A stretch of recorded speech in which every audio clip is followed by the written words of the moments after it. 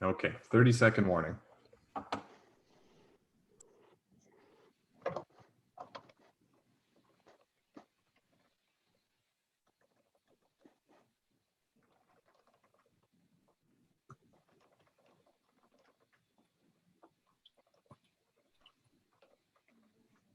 The amended agenda is posted now. Thank you so much.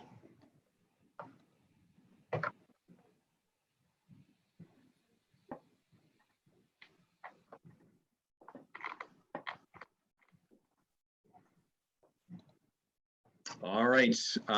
Thanks everybody for joining our City Council meeting for the City of Courtenay for August 17, 2020. I would like to first start by respectfully acknowledging that we are Zooming and streaming on the traditional unceded territory of the Comox First Nation. And also that due to the coronavirus COVID-19 emergency, the City of Courtenay, with the authority of Ministerial Order M192, Local Government Meetings and Bylaw Process, COVID-19 Order Number 3, implemented changes to its open council meetings. In the interest of public health and safety and in accordance with Section 3.1, the Ministerial Order Number 3, M192, in-person attendance by members of the public at council meetings will not be permitted until further notice. Council meetings are presided over by the mayor or acting mayor with electronic participation by council and staff via live web streaming. And with that, we can move into adoption of minutes.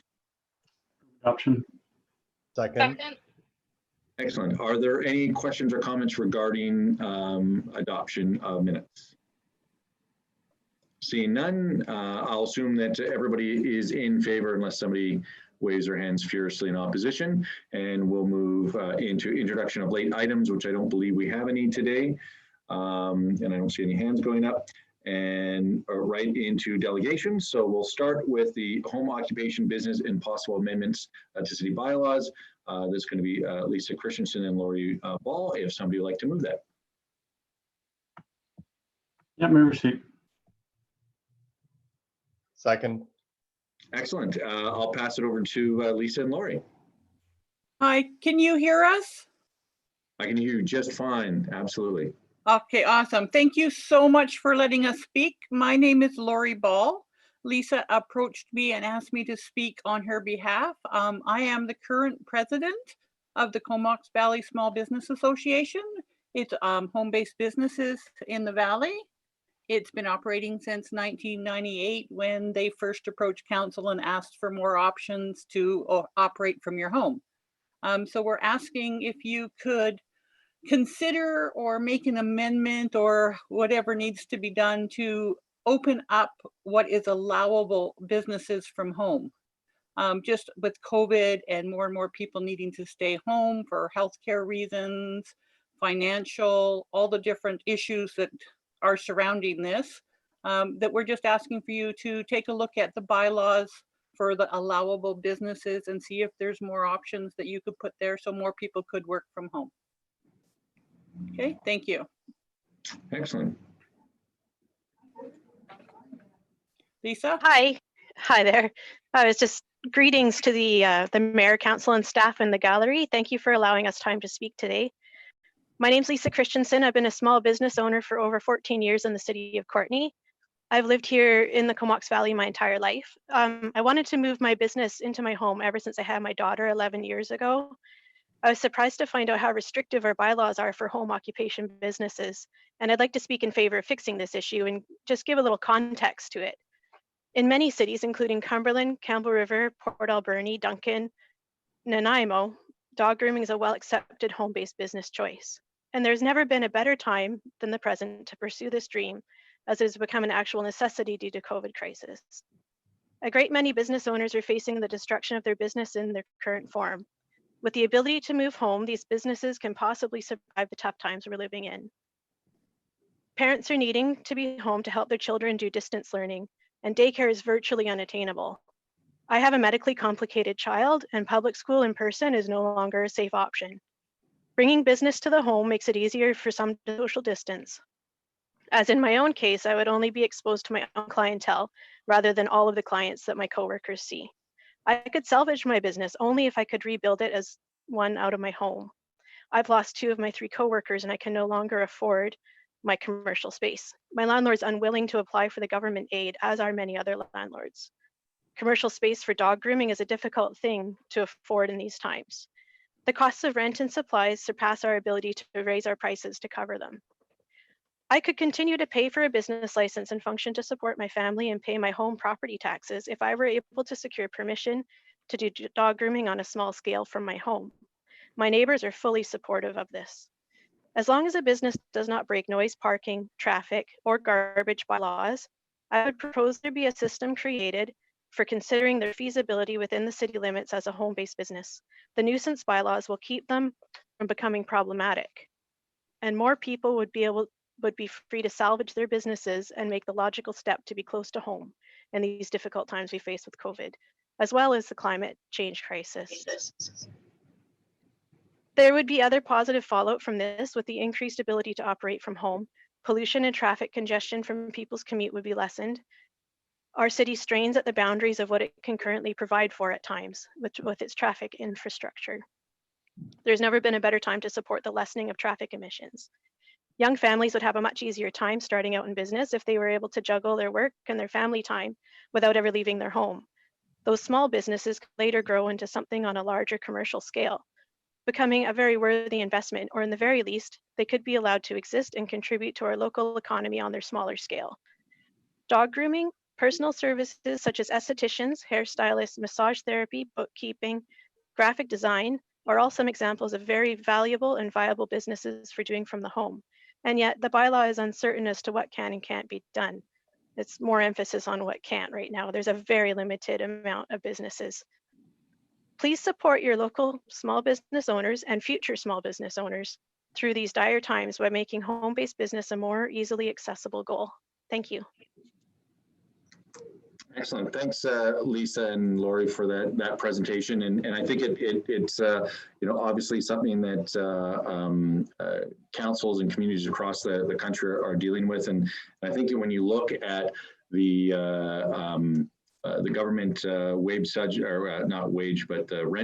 that for commercial landlords, it's been really restrictive, and even for those that are eligible, a very small percentage are actually applying for it, which of course trickles down to the actual store owners that are in leases and renting. So really want to say thanks for bringing this forward. And with that, Councillor Frisch.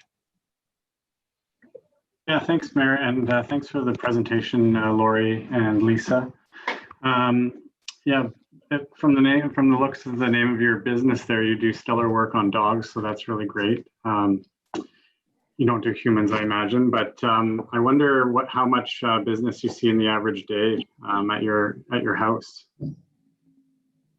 Well, if I was to move into my home, I would be downsizing my business a little bit because I need the time to take care of my daughter as well. So I'd be seeing about probably 5 or 6 clients a day, and they're spread out, so it's not like everybody all at once. The parking isn't an issue because they're only there for 2 or 3 minutes while they drop off. Right. They just pull right into my driveway. And I don't know if this is a question for you or Lori, but are there a lot of other businesses that are looking to move into their homes or currently operating their homes where they might not be allowed to be there right now? And if so, what kind of businesses are those? Over the 22 years that the home-based business has been around, there's been a lot of different businesses, but it's also Comox Valley based. So some of our members are running businesses, but they live in Cumberland or the regional district. So their rules are a little bit different than living in the city proper. But we've had massage therapists, we've had entertainers, we've had upholsterers, seamstresses, accountants, bookkeepers, personal coaches. We've had a whole variety of businesses that just don't or can't afford a storefront. And then your understanding of those not allowed currently under our bylaw? Well, in the city, we don't have any, but we have a few that are living in Cumberland that are allowed to have businesses. I believe bookkeepers and accountants aren't supposed to be running from home. Okay. But if they live in other parts of the 3 cities, that they are allowed. Okay, good to know. Thanks for the info. Yeah, there's very different rules for each one, like Comox, Courtenay, and Cumberland. Might be worth us getting doing an amalgamation or something. Unfortunately, it looks like Councillor Frisch may have lost his internet. He's frozen on my Yep. side. So you were able to sneak in with that amalgamation word. Sorry, I know that's a bad word. It's all good. But I think there's certainly that might be a bridge too far, but especially looking to see what we can do locally for sure. Councillor Hillian, while we wait for Councillor Frisch to come back. Yeah. Thank you, Mayor. I'm just curious. I expect that we'll ask our staff to look into this and hopefully move forward with some changes at a later point. But I'm wondering if our presenters know whether in other communities that have an expanded list of businesses that can operate from home, do the business owners pay additional taxes for the privilege of running a business from their home? Because I believe that might be one of the reasons why certain businesses would object to expanding the list, because of course many people in the business sector pay commercial tax rates and would see this as a significant advantage if they could operate in an area where they weren't subject to that. How is that dealt with in your experience, Lori and Lisa? The majority of our small business owners that are operating from their homes have got their accounts because they're using just a portion of their home. They've got their licensing, they've got everything instead. I honestly couldn't tell you about their tax rate. I'm not sure there. I personally live in the regional district, so I'm not too sure what the people in Courtenay are doing. So I can look into it, but I'm not sure. I can't answer that question. I don't know if Lisa knows the answer to that or not. Yeah, I don't know the exact details of it, but I do know that a lot of the things that we do allow, it doesn't make sense for some of the things that we don't allow. Fair enough. As I noted, I expect our staff will look into it and provide us with the information we need. Thanks very much. Thank you. I think Mr. Kushner might have to be able to speak to this as well. Yes, thank you, Mayor. I will add, I will echo the comments that this, our zoning bylaw is very restrictive as it relates to home occupations. That said, there is item 10 on the agenda is a notice of motion, and that's probably the appropriate place to ask staff some questions in the subsequent discussion. Excellent. And so, yeah, Lori and Lisa, I don't know if you've seen the agenda, but No, I haven't seen it, so. okay. But yeah, we will be speaking to this later on in the agenda. So yeah. And I don't see any other questions right now, and that might be partially because we're going to be talking about it later on. But I just want to give council one last chance. Did Councillor Frisch make it back, or is he still? Maybe his laptop was wanting to join Will's, Councillor Hamilton's. But Lisa, did you want to mention something else? There was just one other thing I had to mention. The city of, I guess it's the village of Cumberland, they have a very inclusive home-based business. There's like a whole package of brochure that I've forwarded. I'm not sure if everybody got that or not, but I thought that was a good place to start looking. And yeah, sorry. No, really appreciate it, and interestingly, I ran a business out of my home in Victoria and moved it up here.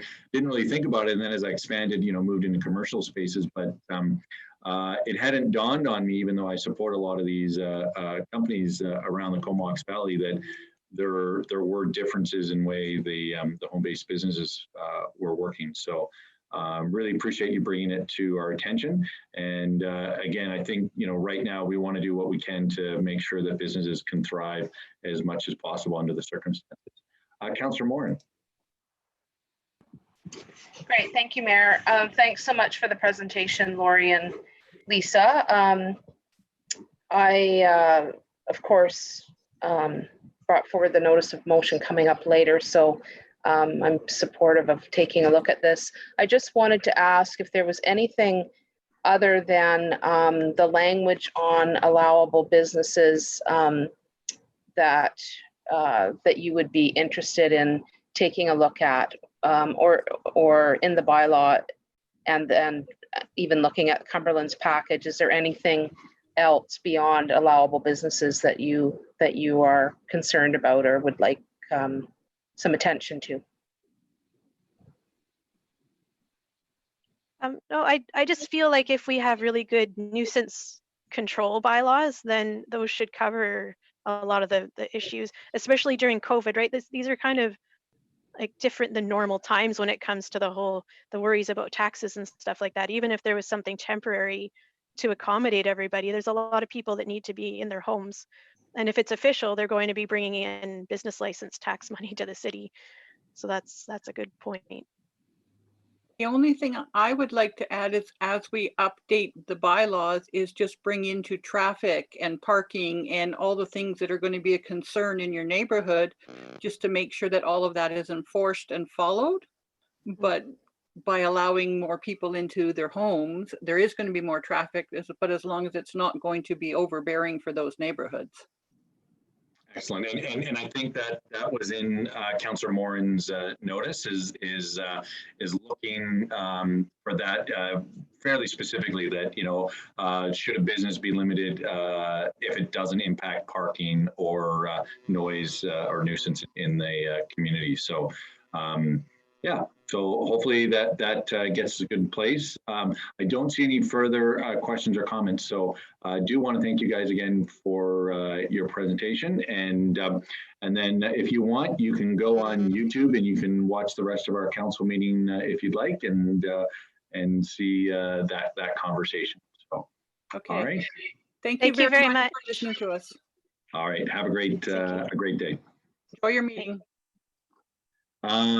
Next, we have a presentation from the electric vehicle charging infrastructure folks. So if somebody would like to move and second that. I'll move for C. Second.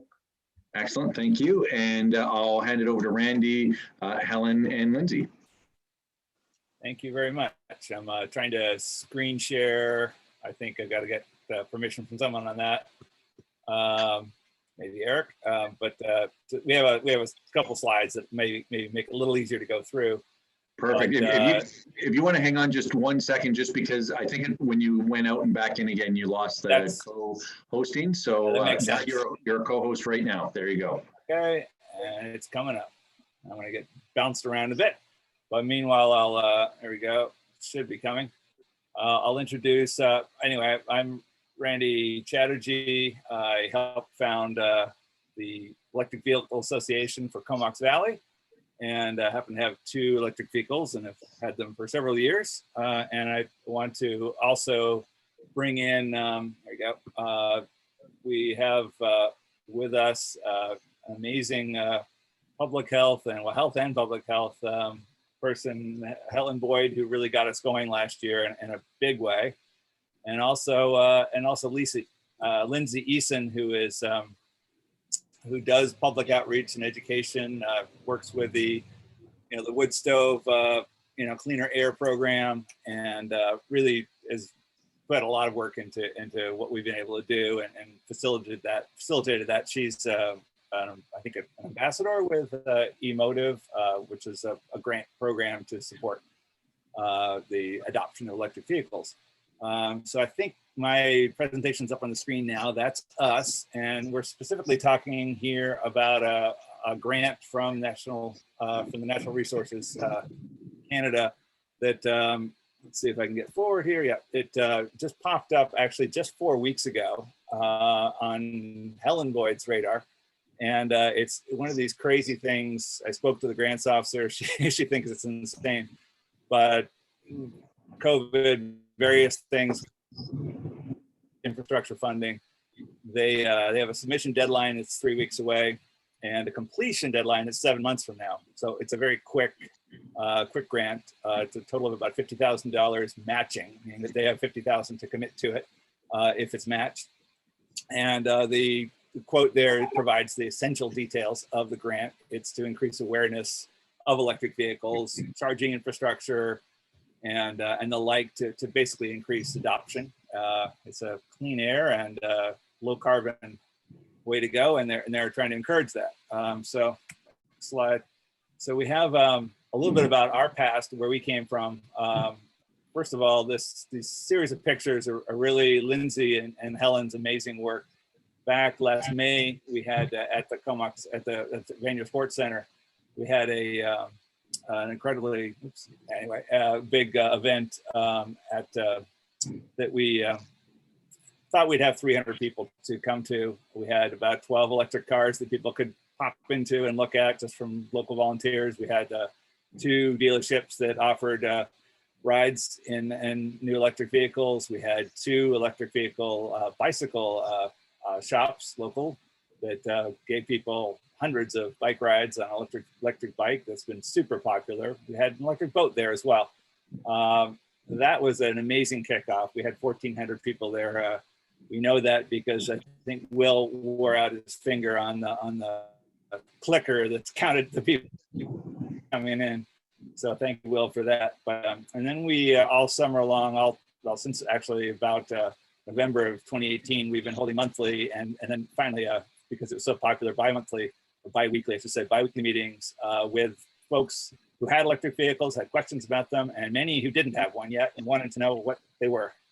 And that ended up, we got a lot of momentum from those things, and we ended up having another event like the Move to Electric event during National Drive Electric Week last September at Sims Park. And it was almost rained on us. It just held off for about a half an hour. We saw Bob there. I know Will was there. In case, that was another big event. And the upshot of this, nothing to do with us, was that ICBC just published in the first quarter the registrations of electric vehicles by zip code, by postal code. And it turns out that we went from 63 electric vehicle owners registrations in the CVRD up to 225 in 1 year. We think that's a pretty incredible. It is one of the highest increases in any area in North America. So a very big increase. It may still be 4 or 5% of sales, but we're going to work up to higher numbers. Anyway, so that's us, and it's a little bit of our history. The opportunity we have here is a grant that specifically provides for outreach and promotion. What I think we, and I would say particularly Lindsay, is very good at. It's around both the adoption of EVs, but also the question and presence of electric vehicle charging infrastructure. And that's a big one. It's coming. The grant has a couple features, and I won't go into detail for a variety of reasons, but it does allow for expenditures on electric vehicle infrastructure as being a part of the grant, expenditure of the grant, or in-kind portion of the grant. And we, between likely, and some things are up in the air, but the Emotive BC through Lindsay and the Electric Vehicle Association has cobbled together up to about $10,000 that we plan to commit to this project as well in a matching way. So we alone right now could put together a package proposal to bring in about $20,000, which is pretty much what we expect to spend. We budgeted about $28,000 total, which I think we'd have a hard time spending, but if we can do it in 6 months, we will. And that's something we could do independently in any case. So that's the opportunity we have. And there's a little bit of, let me just see if I can get forward here. Oh, there it is. No. There you go.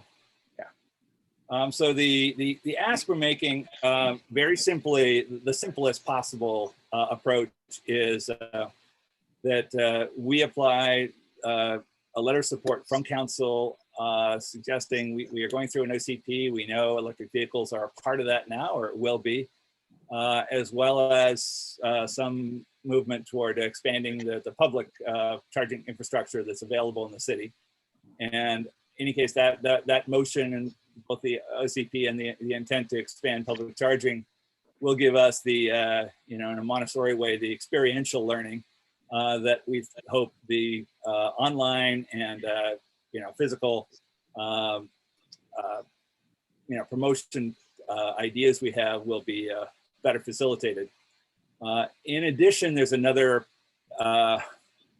possibility, and that is the way the grant's structured. It's 75, if a private non-governmental organization applies, the matching funding is restricted to 75% governmental in total and 25% private. We could, we can, on our own, we can apply and do about a $20,000 total grant. If some city in-kind, not cash, but in-kind projects could be included, which, and this is key, they'd have to be completed by March 31st, 7 months from now, then we could raise that a bit. Another possibility, and I've been discussing this with the NRCan grants officer, is that we put together a joint proposal. If the city is a signatory onto it, then the grant can be 100% funded by government entities. Not that we wouldn't still put in 10,000, but the allowance is higher. We could conceivably apply for a full $50,000 portion from the from NRCan, of which, and plus 10,000 from us, only in kind from the city, and we'd have about $30,000 in addition that could pay for city staff, city expenses. It makes it a little bit more complicated. It would require some work from the city, but it would be fully paid for. If again, it's a more complex option, but that may be something that could be of interest to the city if there's a funding shortfall for staff or a portion of a staff. We expect to spend somewhere between 20 and 30,000 on putting together. We have a list in one of the handouts that we sent, but it'll be heavily video online information, and and you could ask a question to Lindsay. I'm going to run out of time of what the different aspects are, but we're that's the presentation, and we're open to questions. Any of Helen, myself, or Lindsay. All right, thanks, Randy. I do appreciate it, and so we'll probably have somewhat detailed questions here, only because if we decide to do something, given the time limitations, I believe any decisions would have to actually be made today. And normally, when we have delegations, we wait at least one council meeting before we have formal discussions on it. But again, I think it was September 8th might be when it's due or something, or when our next council meeting is. Anyways, it's a tight turnaround. So with that, I'm going to pass it over to Same day. Yeah, Councillor McCollum. Thanks, Mayor, and thank you, Randy, for the presentation and all the work that your organization has done around EV awareness. And I have attended one of your events, and I was impressed with the organization and the level of engagement with the public. So yeah, kudos to all of you for this. I was also really impressed with that statistic of year-over-year growth. I had no idea that the adoption rate was increasing so much. Hopefully the trend continues here and elsewhere. The thing that jumped out for me in your presentation, or as a question, is I'm very clear on how this grant could be used to further these events. I mean, having budget, I mean, I imagine that it's been fairly cobbled together at this point, and having a more stable source of funding allows for more options when you're putting an event like the ones you mentioned together. But in terms of what are you imagining you highlighted the possibility of some capital. Are you wanting to facilitate a more charging infrastructure locally, or what was the intention there? Probably the capital is, for the most part, likely to be, and most rationally, an in-kind expense from not us. that depends a lot on city projects and things like that. But it, to the degree we haven't, the grant itself is written for public education and outreach. So the intent of the grant is public education and outreach.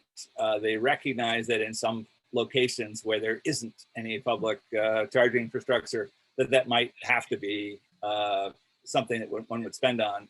And in our case, it looks like that might not be necessary, that there might be some activities happening at the same time.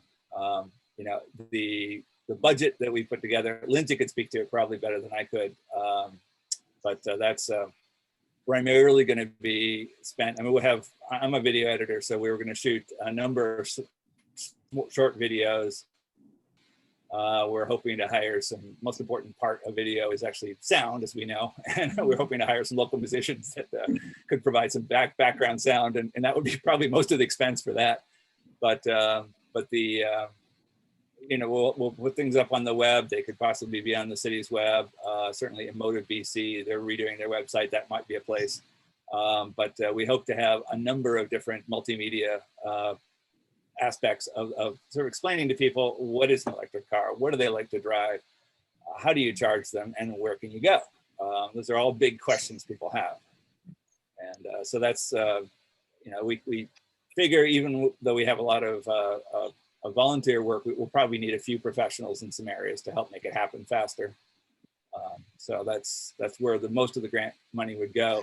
But again, we can't spend that much, and it may be, if there's an opportunity to have a little bit more money from NRCan, then it's possible. And again, it just depends upon how the city might be able to use it, whether half the money does get used for city staff, because I'm not sure there is a lot of funding right now for the whole question of where do EVs go in the city? What do they do?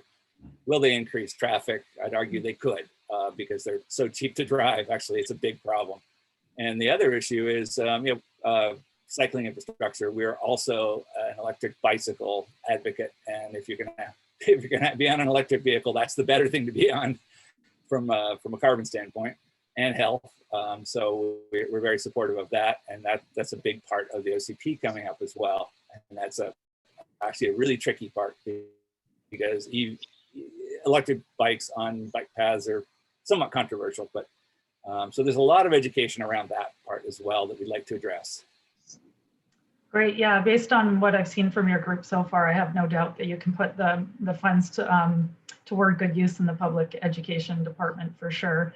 I'm not sure how up to speed you are on what grant applications the city has ongoing right now, but we're successfully received a grant for some level 2 chargers downtown, and I believe there's still one ongoing for a level 3 charger that we haven't heard back on yet, if I'm correct. But the idea of doing a joint application with really short notice, I'm not totally sure that it's feasible at this point, but absolutely supportive of the first point on your ask there, and I'm happy to see that move forward. And I wish you the best of luck in the grant application. Thank you. Thank you. Excellent. And after you explaining your background, Randy, makes me snicker that I was talking to you about audio quality, et cetera. But it has been pretty good. There's been a couple little tiny hiccups, but your audio has been pretty stellar otherwise. And one question I have really just comes down to, I know you're doing a presentation to the city, but are you also approaching the regional district, Cumberland and Comox, just to give us a better sense of the scope that you're looking at? Well, we actually talked to Jesse just last week. Same time we were speaking with both Will and David on this. Actually, the amazing thing is that CBRD, at least in their new building, is way ahead of everybody. I should say Comox has a couple new chargers in their mall, which is great. The district wasn't sure exactly how to play. We were somewhat attracted to what Melanie hinted might happen in the time frame that might be the most appropriate. And I happen to live right down the street from City Hall, so I'm partial, and I think we've all had good experiences with the city, and hope to leverage what the city seems to be up to And that seemed to be the best bet. Jesse wasn't sure there was a lot that because CVRD has now invested in 6 chargers around their new building, that they would be really able to do that would be new. And one of the NRCan grant requirements is that they would be looking at new things coming up. That they're not obviously anything in kind can't be something that already exists. That's the way the grant's structured. All of them are. So. No, fair enough. And I guess that would be from the regional district as a whole, but also each electoral area director has grant and aid, which it would be viable as a source. And I'm just throwing that out there just, because we do get a lot of people asking for things. And it's not to say that we wouldn't give our support or whatever, but there may be other options and funding sources that might be possible. With that, Councillor Frisch. Yeah, thanks, Mayor. Hopefully I can stay on the line with you guys this time. Sorry about that. Yeah, thanks so much for the presentation, Randy and Helen and Lindsay. Obviously really supportive, and I would agree that electrifying for cars and bikes and moving towards more pedestrian traffic really is the way we're going to tackle a lot of our problems with greenhouse gases. But it's also, as you know, so important for noise pollution and air quality. So thanks for doing that work. I had a question about how likely the representative at NRCan thought it was to include our current projects that are underway. Is that very much a maybe, or is it possible? It is, effectively irrelevant for our project being applied for. It would have an impact on the potential grant size. And that's because if that project were to go ahead, it was funded and could be completed, it would have to be completed by March 31st, which again, it's just 7 months away. And it's not true. Yeah, so I guess we might have some questions for our own staff, and they're probably not really that up to prep to answer them. But I guess the questions would be, when are we planning on putting in our chargers, and do we have any other communications projects surrounding electric vehicle charging right now? And I'll leave that to the mayor to either pass on or not at this point. And well, I do see that Mr. Kushner put up his hand. Did you want to speak to that? Thank you, Mayor. Probably a good time to jump in. I think Councilman Collins said it very well. This is an excellent project to get behind and offer a letter of support. I would hazard against any further involvement by city staff, so because Council will recall that we're already starting to defer some 2020 projects because of COVID, and frankly, we could be deferring some 2021 projects as well because of COVID. We just don't know what the financial implications are going to be. We should have a report coming later to mid September that will go further on and explain some of the general operating shortfalls that we have. So yeah, I think a letter of support is appropriate, and I think that any more involvement would be very difficult for city staff to accomplish. Yeah, and maybe I could just follow up. And we don't have any electric vehicle communications like earmarked for the city at any point. Is that correct? Yeah, nothing in terms of capital, but if we are successful, and of course right now it's still unofficial in terms of the grant with the regional district and Nanaimo, but if that grant is successful, we'll certainly have a communications program with that within our operating budget. And I guess the reason I ask is that maybe it's something we tackle next year if this grant comes back. It's if we can obviously if we can get some grant money from NRCan to do work in next year, that might be really, or in a year and a half or whatever the timeline is, that'd be great. So thanks for the answer, Trevor. I did get an indication from the grants officer that this was very short fused and they expected to not have a lot of applicants and that they might actually renew it starting in March. She couldn't obviously say for sure, but she thought this was very hasty and likely could get renewed and have a second round. What we may probably best do is apply for the first round, with a letter of support, handle it ourselves, and once we're in the system, we might be a little more lower key about it. And if it does get renewed, and and then maybe have another opportunity, call it March or whenever they renew it, And that might work better with a city infrastructure project that comes up. And it's actually really good to hear that you might have some funds within that for outreach, because I think that's a very important part. Unlike a gas station, a public electric vehicle charger is a shared resource. It's on public, parking space, and there's a lot of etiquette around whether someone should just park there and use it when they can still get home. We spend a lot of time talking about that, how we share limited resources. It's an important part of the move to electric, is that we all figure out how to charge our cars at the right time of day and in the right location. And those of us who can plug at home should. Those who can't, the public charging stations are a critical part of their ability to move around. So yeah, thanks for that. I guess what I also want to say is that I'd definitely be in favor of supporting that letter of support. So thank you. Can I ask a question really quick? Yeah, go ahead, Lindsay. Hi, thanks you guys so much for having us on here. So I was just wondering if it's possible to see once, say this grant does get accepted and you guys know that for sure in the next couple of weeks, is it possible for our team to see what your education and outreach components would be, just to maybe align what we're planning to do with what you have suggested in your application? So then we can still together kind of get a more cohesive campaign happening. All right, Mr. Kushner. Yeah, thank you, Mayor. We actually coincidentally, we have Ann Gio on the call today, and she can certainly jump in and speak to it. But with any project that we do a series of press releases, and I see no reason why we couldn't further that to a little bit of outreach and some supporting help. But I'll let Ann speak to that. Thank you.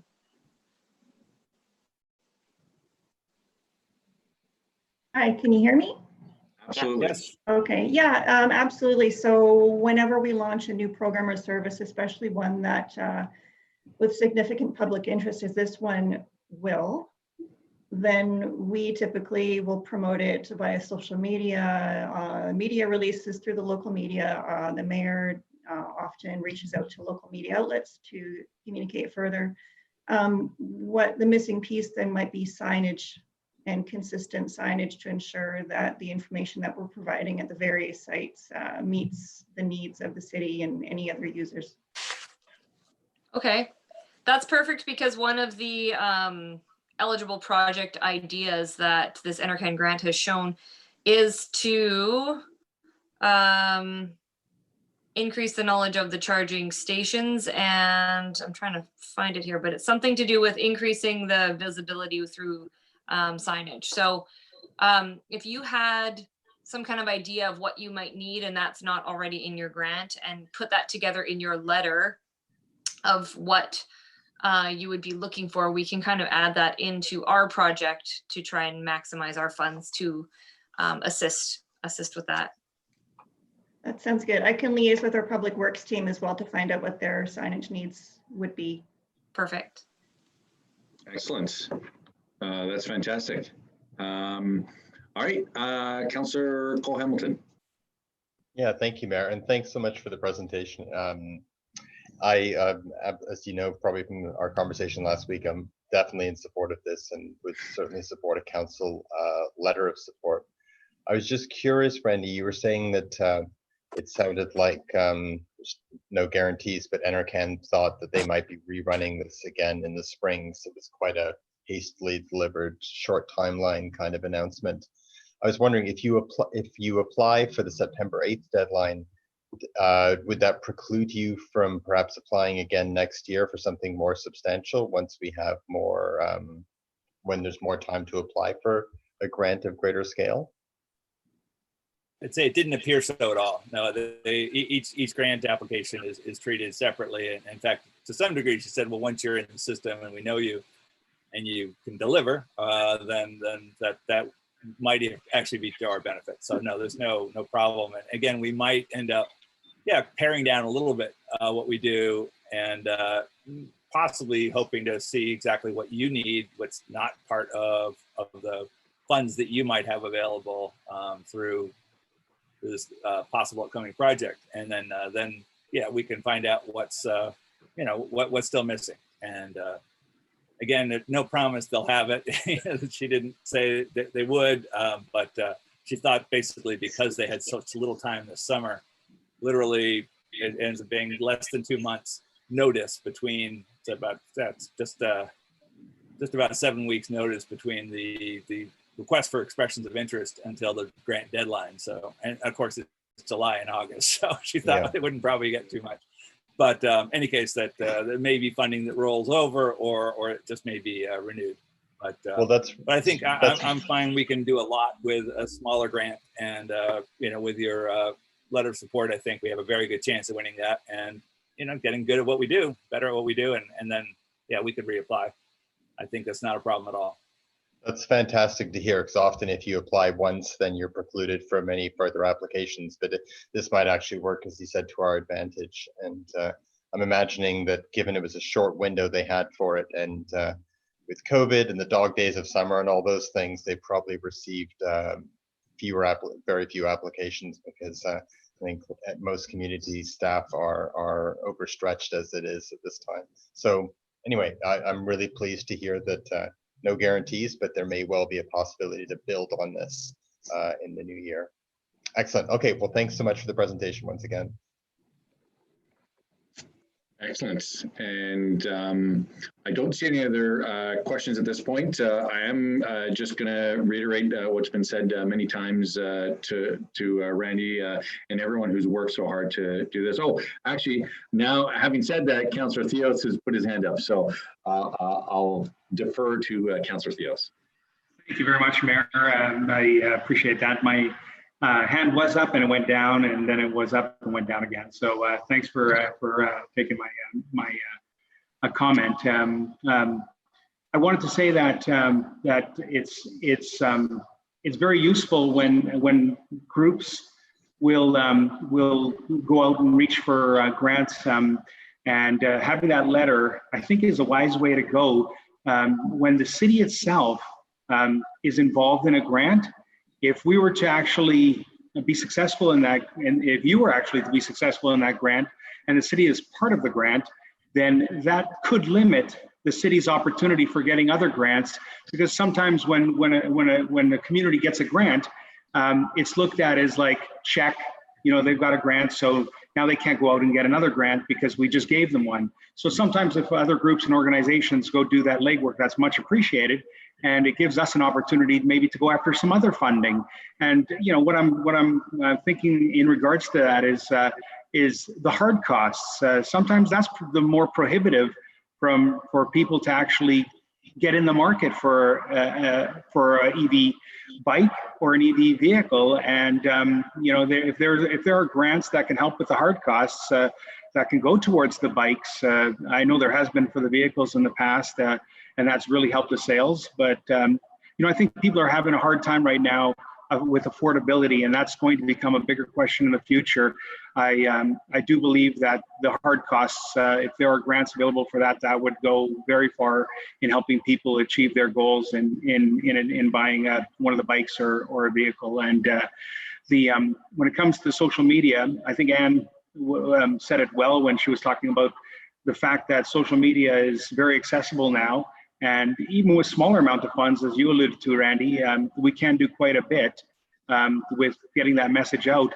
As in terms of having social gatherings now with the successful events that you ran in the past, that might not be happening for a while. And those social gatherings, we have seen, even in the downtown area, there is a lack of comfort to some degree of having these social gatherings.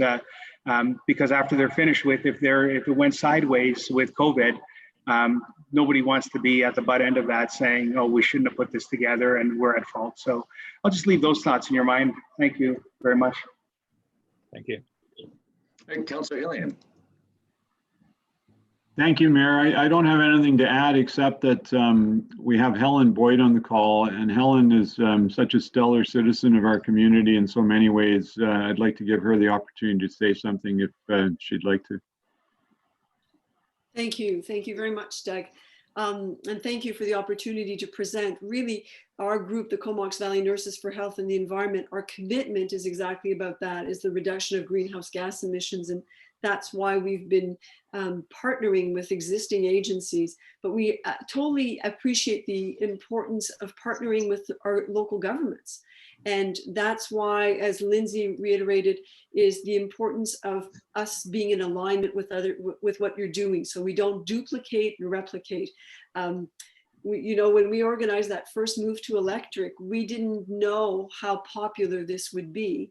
As I said, when I was doing the insurance for it, they said anticipate a number. We wrote down 300, and 1,400 people came, and we think that had a lot to do with the education and the hands-on, and we're very mindful as a healthcare provider myself about the health implications of COVID, and that we would not invent those kinds of activities in the same fashion. But there are other ways, through webinars, through different smaller group things that we could think of. And so our desire is really to work with the city, as we know that you've put a lot of effort towards increasing the number of charters and such. And so that's why we're seeking this partnership, and we'll continue to do so because we do want to align our goals. Thank you. Excellent. Thanks very much. Councillor Frisch. Yeah, and I was just listening to I believe it's the Deputy Health Minister talk today on CBC, and she was mentioning how low the transmission rate is for outdoor events. And so I assume you'd be doing another outdoor event, and that would be a great way to be responsible. Yeah. Excellent. My thought is that we do have this National Drive Electric Week that happens in September. If we kept the cars much farther apart, kept everybody much farther apart, it is mostly a one-on-one communication. It is a large group, many people, and it may be 200 or 300 or whatever. But if we can keep people very separated, that's possible. Something like what we did at Sims Park. I don't know, that's not necessarily part of the grant. We probably want to try to focus much more on online activities and online courses. But we think that might be possible. And again, it really depends on what the health ministry says is how comfortable they feel about something that is more than 50 people outside, albeit spread out. And I think maybe safer because of that. But it's a hard call, and I'd really just wait to see what happens in September or October even, and what the health ministry thinks is the most appropriate way to do that, or not. Yeah, and there's other ways of having online registration and stuff. So you limit so it's kind of by invite only or registration only, and then that way you can have a much better idea of the numbers. And again, just wanted to reiterate what's been said before. The events that you guys have put on have been great. And my kids, they came along, for the ability to try out an electric bike and take an electric car for a test drive. And I think it's really interesting to see how the conversation has shifted so much over the last 15 years. When I was first looking at electric vehicles in 2005, 2006, they were about $50,000 or $60,000 more than a regular vehicle, with about a 30 or 40 kilometer range. And so, you fast forward to where we are now, and it's really great to see not just how the vehicles are working, but also the bicycles. And I think, I just really want to thank you guys for the work that you're doing in this area. So with that, I am going to call a vote on receipt of your presentation. So all those in favor, and I'll start with Councillor Cole-Hamilton. In favor. Councillor Frisch. In favor. Councillor Hillian. Favor. Councillor McCullum. In favor. Councillor Morin. In favor. Councillor Theos. In favor. All right, and that was just a test. I probably could have just assumed a unanimous receipt, but the next part, just given where we are, I want to see if any of the councillors want to make a motion based on the recommendation. I'll make a motion, Mayor, that the council write a letter of support the grant application being made here by the Comox Valley Electric Vehicle Association. Excellent. Thanks, Councillor Cole Hamilton. Councillor Frisch, you put your hand up. Were you I'll going to second that. Okay. I was like, why is he being so quiet on this one? Maybe, but no, it's all good. All right, so that's been moved and seconded. Any discussion, any questions or comments regarding this? Seeing none, again, I'll poll council and see where thoughts are, starting with Councillor Cole Hamilton. Definitely in favor. Councillor Frisch. In favor. Councillor Hillian. In favor. Councillor McCollum. In favor. Councillor Moran. In favor. Councillor Theos. I'm in favor. And I'm in favor as well. Now I'm going to have to look to Mr. Richta because I may have jumped the gun. Did we first need to approve this to be sort of new business, or is this good to be lumped in as part of the delegation? Yes, thank you, Mayor. The process that council followed is appropriate. It is in your purview to make a decision following the delegation, though it's not normal practice or regular practice, but because it's short noticed, it was perfectly appropriate to do so. Perfect. Thanks very much. And all right. So that's passed unanimously. Any other motions or comments? Councillor Hillian, I see your mouth moving. I was just suggesting we move on, Mr. Mayor. Fair enough. Okay, that's been done. So again, thank you so much, Randy, Helen, and Lindsay, for what you've done and what you continue to do for our community. It is much appreciated. Thank you, Mayor and Council. Thank you for having us. Thank you. Our pleasure. With that, we'll move on to staff presentations, and we start with the lease agreement amendment for the Courtenay Air Park. Mayor, do you want me to move the recommendation on that? Sure, if you'd like to do that, that'd be great. Sure, I'll move that based on the August 17th, 2020 staff report. Lease agreement amendment for Courtenay Air Park, subsequent to the publication of notice that council adopt option 1 and authorize the attached lease between the Courtenay Air Park Association and the City of Courtenay for the properties listed below, if you're okay with that. And that the mayor and corporate officer be authorized to execute all documentation relating to the lease. Seconded. Excellent, thanks very much. And I'll pass it over to Mr. Courtenay. Thank you, Mayor. This issue is back before council. Council will recall that earlier discussions, there was a appetite for some amendments. Those amendments and considerations have been made, and we have on the call today Baron Guderhan, our manager of purchasing, who is intimately involved with developing the lease, and of course, Wendy Srishta as the corporate officer as well, who can both summarize the report to answer any questions. Go ahead, Baron. Good afternoon, Mayor and Council. So in summary, based on the May 25th council meeting, there was a proposal for council, or sorry, for the for staff to go for legal services to obtain a clause so that council has the right to approve any renewal to the lease. A recommendation was provided by legal counsel, and staff have inserted the revisions into section 3 of the renewal section of the lease.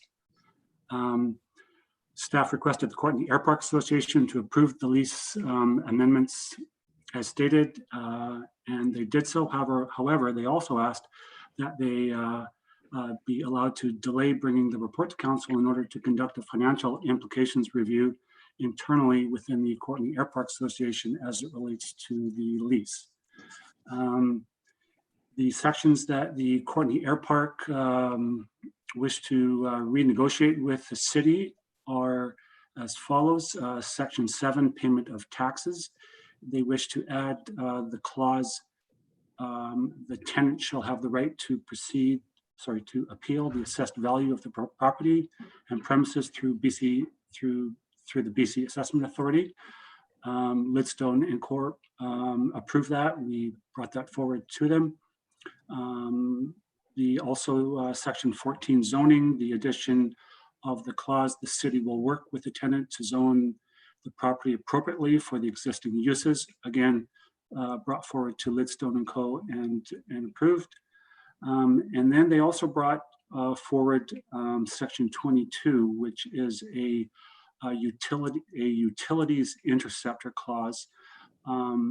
Their feeling on this clause was that the majority of the piping going underneath the air park, the flow through was actually above the air park itself, and they did not contribute substantially to any flow of hydrology, which was hazardous or so forth. This was brought forward to the Director of Utilities and staff, and the Director of Utilities recommended that we remove this clause as well. So we have received a written notice from the Courtenay Air Park Association accepting these changes, which we agree with, and we've incorporated them into the attached lease. Questions? And I don't, Councillor McCollum. Thanks, Mayor. Sorry, it's taking me a second to unmute.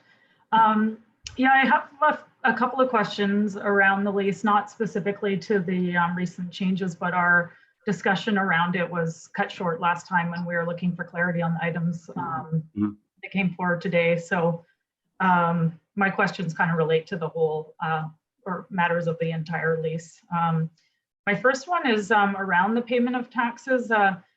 I'm not clear on why it's showing as an item on our permissive tax exemption. The air park, it's approximately $100,000, but then it's also outlined that they are paying taxes according to the assessed value. And I'm just wondering if council could get clarity on exactly how that works, because it seems contradictory to me and I'm just not understanding. Okay, the way I understand it, the any property taxes or assessment taxes to be paid by the city are to be paid by the tenant, being the air park. The assessed value, they are not paying property tax. Sorry, they are not paying property tax on the assessed value, but the property tax has impact on the property insurance that they are paying.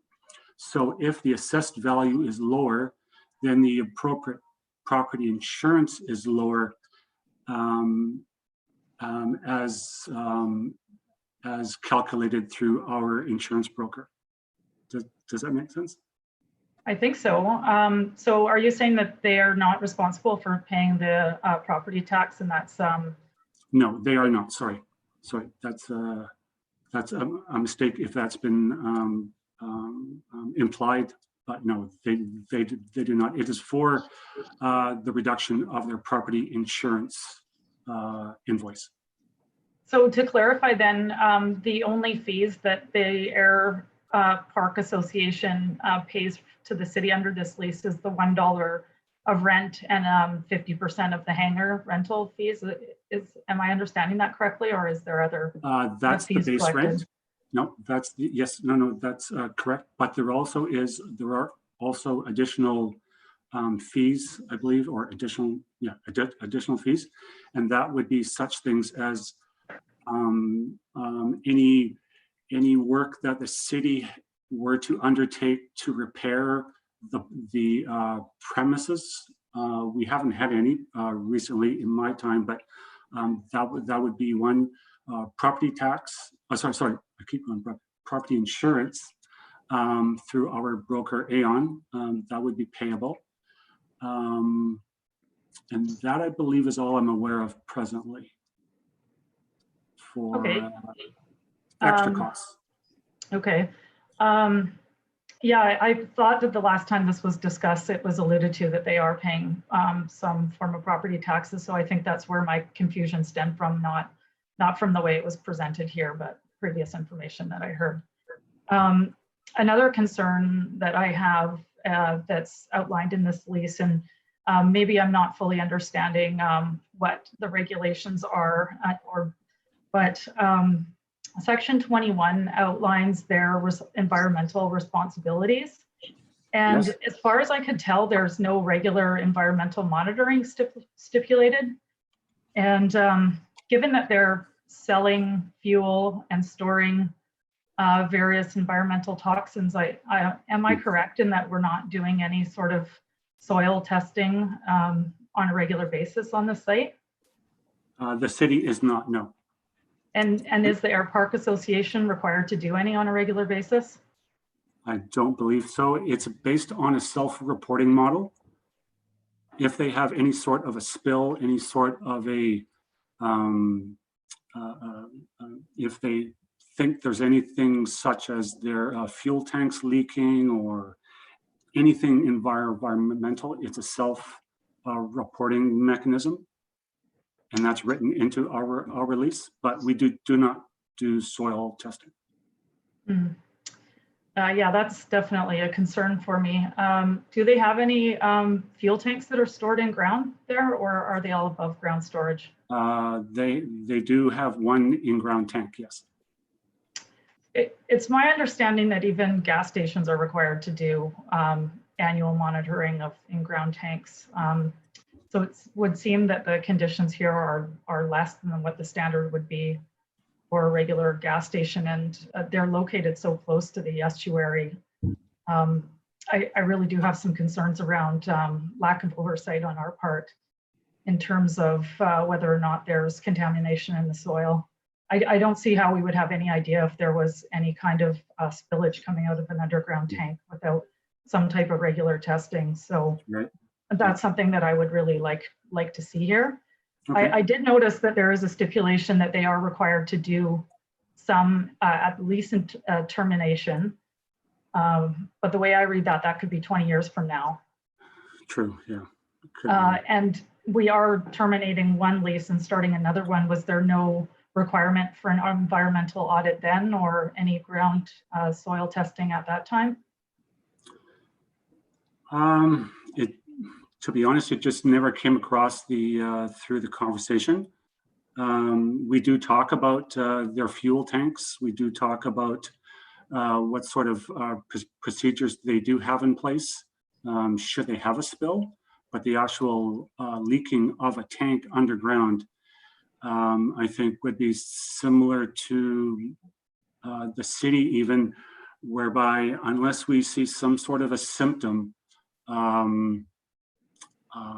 yeah, I mean, we do fuel tank cleaning ourselves on an annual basis, but to do an environmental assessment within the ground, yeah. One thing I should add, the air park being built on a old dump site of sorts, we could also get cross-contamination. And I'm just wondering if this would open up a bigger can of worms than could be. Maybe it needs to be done anyways for compliance with the of having a fuel tank. However, yeah, there's just a lot of I can see how this could be a big can of worms that we're talking about, but it seems to me that if we're not doing any monitoring, we don't know if the soil conditions are becoming more contaminated or if there's been a baseline. So if we've never done any soil testing, that seems to me really problematic, especially if there were a spill. If we have nothing to prove that there was a change, it could end up that the insurance isn't valid either. So I would like to see a requirement for there to be an environmental audit on the site and the annual auditing. That to me seems like a pretty standard practice outside of this kind of unique situation that we have with this association. And yeah, that's something that I think needs attention before we go any further with this. But I'll leave it to others to weigh in here as well. Thank you. All right, and Councillor Cole Hamilton. Thank you, Mayor. Yeah, I had a couple of concerns that are along similar lines. It seemed from looking at the wording of the contract that even with the termination of the lease, investigations would only be required where the city has, quote, reasonable evidence. And, you know, I think with, you know, even with full disclosure by the folks at the air park where it's a buried tank and there's been no testing, it would be impossible for us to have reasonable evidence. It's just simply not something that would exist. And any type of testing referred to in section 21 is all premised on that same reasonable evidence. So I would favor, and at this point it sounds like we're just not sure what is in the soil and whether it might have been from previous use of that land or current use of that land. So I would favor an environmental review and an annual soil testing as Councillor McCollum suggested. And I'm just curious, given if something were to be discovered, given we wouldn't really know when it had occurred, has the insurance required always been 5 million of general and 5 million related to the fuel tanks and the gasoline situation? Has that always been the level, or is that increased? As far as I've gone back in contracts, it's always been $5 million. Okay. And I guess my follow-up to that is I'm just wondering, given the cost of almost everything increases over time, I mean, you know, the Fifth Street Bridge used to cost about $1 million to repair, and now it's somewhat more than that. I'm wondering if we might want to revisit that $5 million figure. And I guess I'm just a little curious to know how that was arrived at and how long it's stood at 5 million, and whether any work has been done to look into what remediation of a site of that size in a sensitive area might actually look at to make sure that the insurance is sufficient. Yeah. We do review our insurance annually with our insurance brokers. They come up, they visit, we're on site. We also rely on them to point out any disparity in their opinion.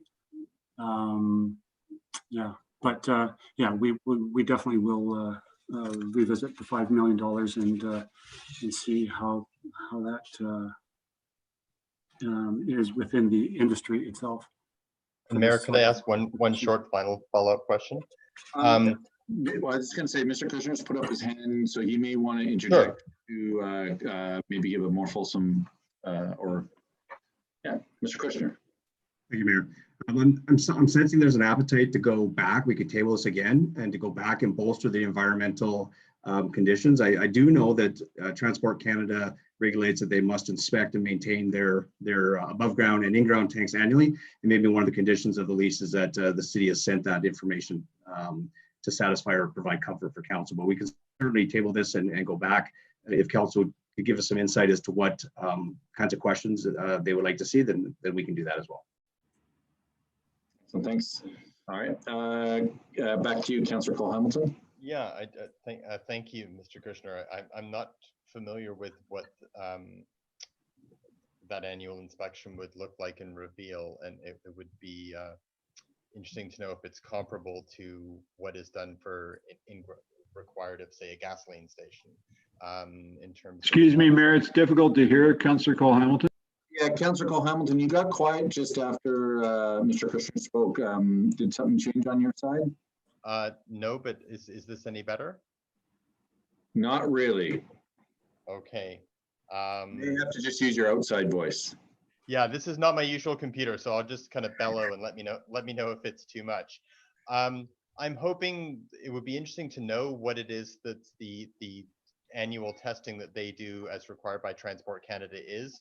and whether it's comparable to the standards required of gasoline storage generally, like gas stations, as Councillor McCollum was saying.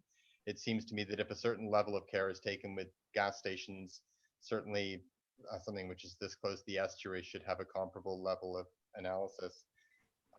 So it would be helpful before deciding on what standard we require to know what is currently being done and what's currently known about the soil there. And I just have the final question I had was the provision about the additional $5 million of insurance for around gasoline sales. It says gasoline sale by the tenant. And I just wanted to confirm that it is the air park itself that sells the gasoline and that it's not subcontracted. And I'm just wondering if in future, just in case they decide to subcontract it, if we could just have some wording which said, and also to any parties they might authorize or permit to sell gasoline. Just want to ensure whoever's responsible for those tanks is, if it's not the tenant, carries that insurance. Okay. So perhaps that can go into the review when it comes back to us at a later date. So thank you. All right. And Councillor Morin. Great, thank you, Mayor. I think this question might be more for Mr. Kushner around other operations that the city has, whether it's public works or whatever, I'm assuming would have some kind of environmental checks and balances that happen. And I just wondered if you could answer that, and if there are those kind of practices even outside of what Councillor McCollum brought up, if it would be useful for those things to be kind of standardized when we are leasing to kind of third party. That makes sense. Thanks. Yeah, it does. Thank you. So to answer your question, we do annual inspections of our tanks. If there is a spill, then we report the spill, and then we initiate what everyone is familiar with is a phase one and a scoping exercise to understand the level of contamination. We typically don't do a phase one on all our properties, like say City Hall or anything like that, until we do a project that warrants it, or if there's a sale or something like that. In this instance, I see no reason why we couldn't begin those conversations and understand the history of the air park, and in particular where their tanks were and where they weren't. I think Barrett raises an interesting point that there's a lot of contamination, pre-contamination on that site. But I think it would be prudent that we go back, this is tabled, we go back and we get an understanding of the environmental questions that we can and cannot ask. And certainly we're absolutely privy to the Transport Canada regulations and their testing. Mm-hmm. Thank you. All right, and Councillor McCollum. Thanks, Mayor. Yeah, I just kind of wanted to loop back here and reiterate that I think the first step would be to get some type of independent environmental audit done if we haven't had one done on this space before. And I would hope that an independent consultant could take into account that it had previously been a dump site of, I have no idea how long ago that was, but if there are things like jet fuel in the soil, I imagine that probably could be teased out. And also that, usually concentrations of a contaminant will be closer to where that, leak is coming from. I also think that really in terms of what city staff knowledge would be, how would we have the capacity to even know where soil testing should be done unless we have some type of environmental audit done? And I think it's a minimum standard to know what types of environmental risks are going on a site that's essentially a very small airport beside one of BC's most important estuaries. So I realize that what I'm asking here is going to be of financial consequence to the Air Park Association, but I feel that that's a reasonable expectation in operating something like this. I mean, we would expect it from a regular business, airports. I mean, the staff report referred to comparables that were Campbell River and Qualicum. I imagine that they have an environmental protocol there as well. So maybe we want to look to what other small airports are doing and at least meet those standards. at such a sensitive site. So I just wanted to make sure that I was clear that I want more than just soil testing near that the buried tank, but to ensure that we're assessing all the risks that exist there. Thanks, Councillor McCollum. And Councillor Hillian. Thanks, Mayor. I move that this motion be tabled to a future council meeting as determined by staff to allow for a staff report regarding the environmental and insurance issues that have been raised. I'll second that. Okay, it's been first and seconded. And any questions or comments regarding that? I know Councillor Cole-Hamilton, you had your hand up. Non-debatable, Mr. Mayor. Yep, I'm just making sure his hand's not up for any comments on this. All right, so I'll poll council, starting with Councillor Cole-Hamilton. In favor. Councillor Frisch. In favor. Councillor Hillian. In favor. Councillor McCollum. In favor. Councillor Morin. In favor. Councillor Theos. I'm in favor. Excellent, and I'm in favor as well. All right, thanks very much. It's been a very fulsome discussion, but some good points raised. So hopefully we get some good information back, and appreciate that. All right, next we have consideration of municipal reports from 2019. Move receipt. Thank you. Second. Excellent, and Mr. Kushner. Thank you, Mayor. We have Ann Gio today on the call. She's the manager of communications, and her staff have put together the annual report, which they do every year. And I will take this opportunity to say that this is my 5th municipality. And so obviously I've seen a number of annual reports, but I can say that Courtenay's annual report is top tier material. And I just want to acknowledge that. So thank you, Ann. And with that, I will pass this over to you. Thank you, and I'm happy to be here presenting the 2019 annual report for the City of Courtenay to Mayor and Council. The Province of BC Community Charter requires that all municipalities in BC produce an annual report every year by June 30th. You'll notice it's a little bit later this year due to the COVID-19 pandemic and its impact on municipal operations. The province extended the deadline to August 31st this year. The annual report includes council strategic priorities, highlights of various programs, services, and operations from 2019, statistics from our operations and programs for the year, our permissive tax exemptions, and the audited financial statements. Anyone from the public wishing to view the annual report can do so on the city website at courtenay.ca/annual report. Notice of the annual report was published on the city website and social media, as well as statutory advertising in the local paper.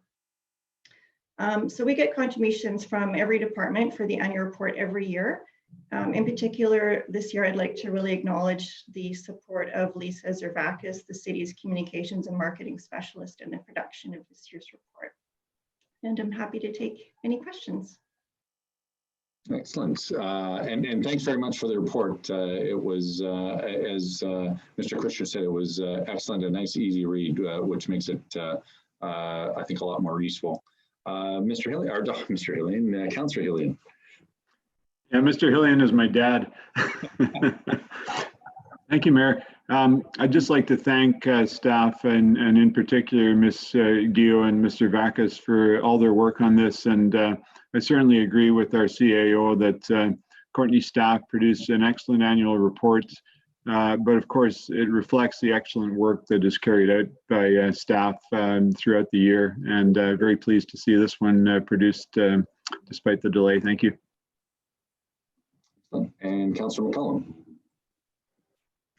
Thanks, Mayor. Yeah, I also wanted to just congratulate staff on all the hard work and accomplishments outlined in the 2019 annual report. Flipping through it is seeing it all laid out, and it's really the first annual report that I have partaken in all of those milestones and decisions that have come to council. And yeah, it was neat to read through it.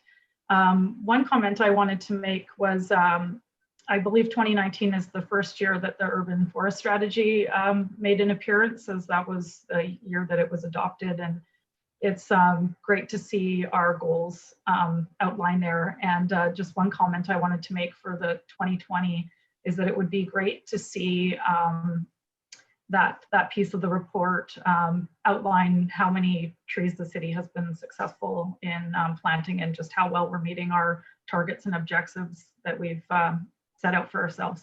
So something to put on the table I'm for writing that down. a year Thank you from very now. much. Yeah. But yeah, thanks for all the good work. Thank you. Excellent. I don't see any further questions or comments at this point, so I'll poll council to see if they're in favor, starting with Councillor Paul Hamilton. And I think he just muted himself. In favor.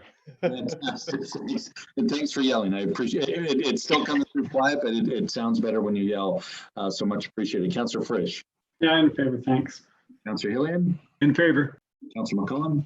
In favor. Councillor Morin. In favor. Councillor Theos. Good job, support.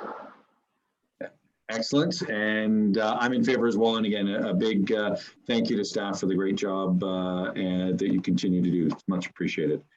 All right, next we have permissive property tax exemptions, I believe. Let me just confirm. I know there was an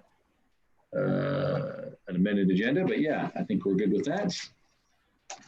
Excuse me, Mr. Mayor, I have a conflict of interest in this in that I am involved with one of the organizations listed, and so I'll recuse myself from this deliberation. Thank you. All right, thanks very much. Are we going to put Councillor Hillian into, yep, she's on hold. Perfect, thank you very much. Mr. Mayor, I'm sorry that I know I'm not going in order here, but I need to do the same thing. No, that's totally fine. All right, you'll be put on hold momentarily. There we go. All right, anybody else? I think that was it. So I think we're good. Councillor Frisch. Yeah, I'm happy to move that based on today's staff report entitled 2021 Permissive Property Tax Exemptions, that council approve option 1 as follows. That council consider the list of new applications for permissive tax exemption for 2021 as detailed on Schedule A attached. That council approve exemptions for new applications as recommended in Schedule A. That council direct staff to prepare the applicable bylaws for permissive tax exemption in 2021 based on the attached schedules A, B, C, D, and E, and that statutory notice of the proposed permissive exemption bylaw pursuant to section 227 of the Community Charter be published for 2 consecutive weeks prior to final adoption. Second. Excellent, thanks very much. And Councillor, Mr. Kirshner, did you want to speak to this first? Yeah. Mayor. With this, I'll pass it over to our Director of Financial Services, Jennifer Nelson, who can answer any questions and summarize the report. Okay, can everybody hear me? Yep. Okay, great. So yes, this report provides you with a summary of all the societies applying for a permissive tax exemption for 2021. So we've reviewed all of the applications to ensure that they're in compliance with Council's policy. And we did receive 3 new applications this year that we've summarized for you. And that's, you can find that on page 144 and 145 of the agenda with details. There's a summary of the financial impacts as well on page 147 of the agenda. And so the total calculated foregone property taxes would be $389,343 in 2021. And that's within the 2% levy, 2% of the tax levy threshold that's outlined within the policy. So full details of all the applicants are in the schedules A through E, or page 154 through 160 of the agenda. And so in order for permissive tax exemptions to take effect, we have to have bylaws adopted by October 31 each year. That's the statutory deadline. So at this point today, we're just looking for council to endorse the applicants that we've provided, and then we would take it to the next step to do the advertising and prepare the bylaws. And I do have Annie Berard, our Manager of Financial Planning, Payroll and Business Performance with us here today. she can help answer any of the detailed questions. She did all the legwork in compiling this report to provide to council today. So I can take any questions. All right, Councillor McCollum. Thanks, Mayor, and thanks for the report. I had a question about the table on Schedule C. Just trying to wrap my head around how these exemptions work, and also it's been a year since we looked at these, so I want to make sure I understand how this works. But it was my understanding that when there's a residence in the church building, that the residence is not exempt. Do I have that the wrong way around? Is the residence also exempt? So you were correct originally. So the residents would not get an exemption. So it would only be, so that would be taken out of the percentage of the floor space that, so they wouldn't. And maybe I'm understanding these columns wrong, but it seems like the columns are laid out that there's an assessed value and then the exemption, and then the residence is further subtracted to come up with the net remaining assessment, except for on roll number 342. The math doesn't quite add there, and I was just trying to understand how that works. Yeah, so this schedule that Councillor McCollum's referring to is specific to churches, and churches receive a statutory exemption on the building and the footprint only. So the remainder of the property, in order to get the full exemption, needs to go through the permissive tax exemption process. So the column that shows the exemption with the amount subtracted, that's the amount they're already getting as statutory or exemption. And then the taxable residence is the amount that we're estimating is the value just of the residential portion of the property as well, because they wouldn't get a statutory exemption on that either. So we're further reducing that, and then the amount remaining is the amount we're recommending as the permissive tax exemption amount. Okay, so does that mean that in roll 432 well, actually I have another question about this one too, and I don't know what made me stop on this one, but because if we're subtracting 100,000 twice, then the net remaining should be 4,000, not 104. Oh, it might be an error here. I'll look at that. Okay. So I've just checked with Annie Berard, and she's going to double check. It may be an error, but that the intent is that it should reduce. So we'll double check on that and get back to council. Okay, and on the same one, because I then was confused about the two addresses, but this particular one is an empty lot. There's no building on that lot, and then I thought, well, maybe it was parking or something. Yeah, I'm not. We'd have to look at the plan of the particular property. It seems to me there is the church with a adjacent property as well. They just have two separate folios. So are you? Yeah, well, we match with BC assessment information. Okay.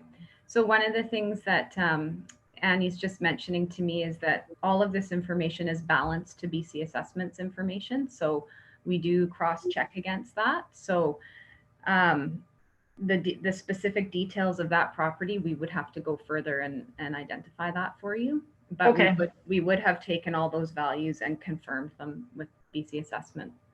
Okay, yeah, I figured that it was probably just an in and out error, but then it made me think that maybe I wasn't understanding how it comes together. So I'll just leave the questions at that, and thanks for the answers. All right.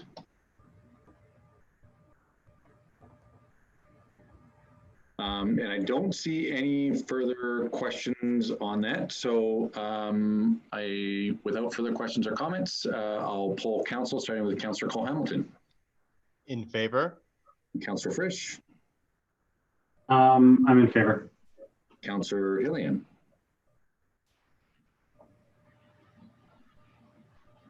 I don't see Councillor Hillian. Oh, Councillor Hillian and Morin are out right now. Councillor McCollum, moving right along. In favor.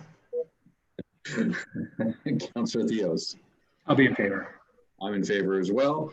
And so that passes, and we can let Councillor Morin and Hillian back in, I guess.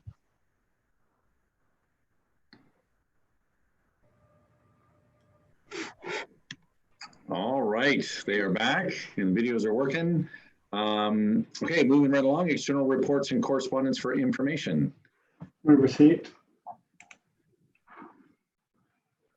And, yeah, and we can probably receive both of these simultaneously. And Mr. Kushner, did you want to speak to these?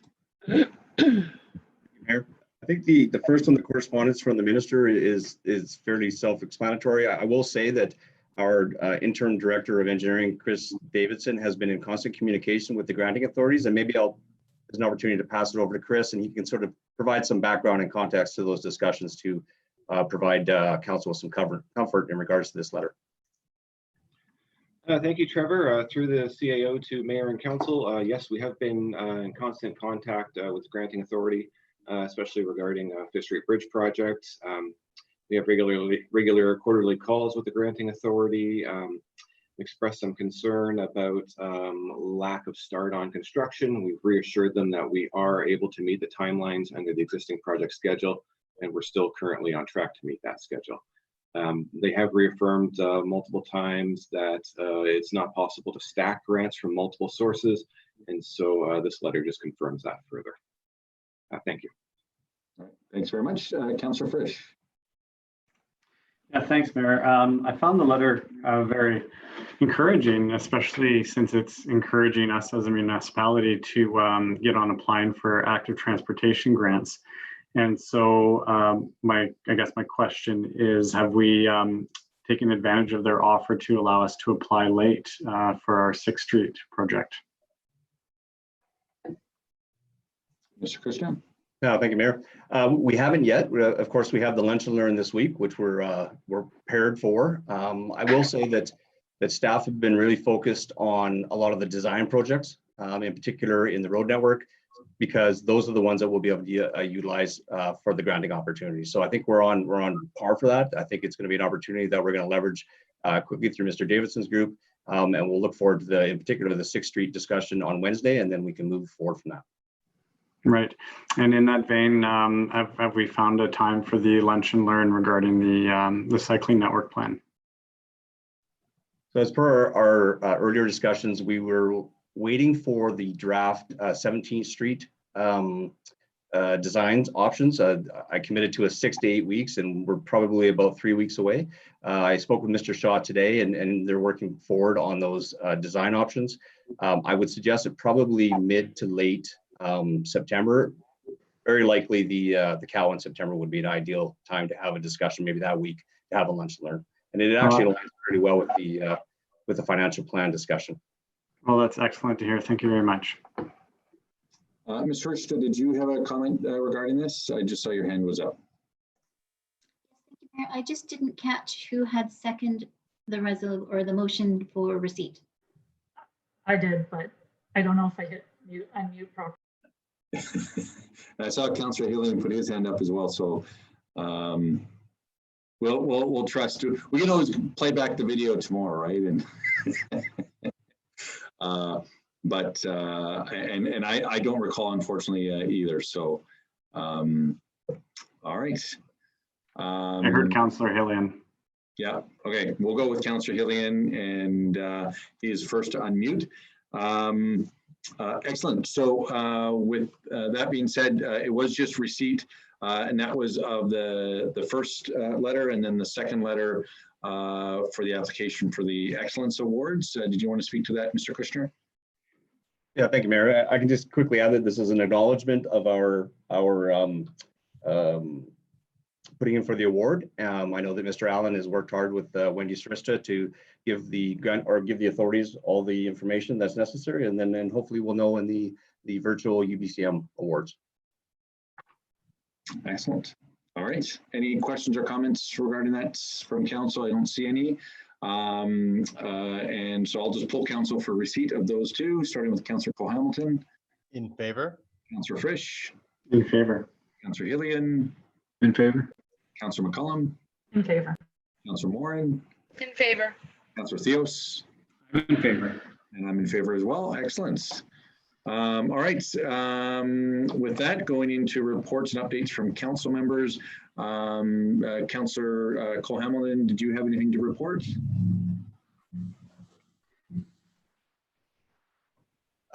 Nothing particular this time. Thanks, Mayor. Okay. I did ask these questions prior to the meeting, but I have a new agenda here and my notes were on the other one. Councillor Frisch, did you have anything to speak to? You know, not a whole lot, but I will make mention of an event that Councillor Moran and I attended last night at Cornerstone, having to do with the Black Lives Matter movement. It was called Black is Beautiful, and it was partly a celebration, but mostly it was highlighting the racism that actually does exist in the Comox Valley against people with different color skin. And it was both heavy and relieving to hear people express what was going on and make it public and heard, at least to the people that were there, and explain what it means to be a person of darker skin in the Comox Valley. So I just wanted to highlight that, and I'm really happy that the organizers chose to put that on, and that I was able to attend. Thanks. Thank you. Councillor Hillian, you had said earlier you were good, I think. Yes, I'll pass, thanks. All right. Councillor McCullum. I'll pass too, thanks. Councillor Moran. Well, Councillor Frisch spoke about what I was going to speak about. So I'm in agreement with what he said, and I'm glad that he brought it up, because I think that it's important for us to continually kind of remind people about the importance of making everybody feel included and welcome in our community. And sadly, there were many people who spoke who haven't had good experiences. I know that we have the critical incident protocol, and I know that we do bring it up at times when there's been a specific incident, but sometimes, well, oftentimes, incidents are not reported or they're not made public.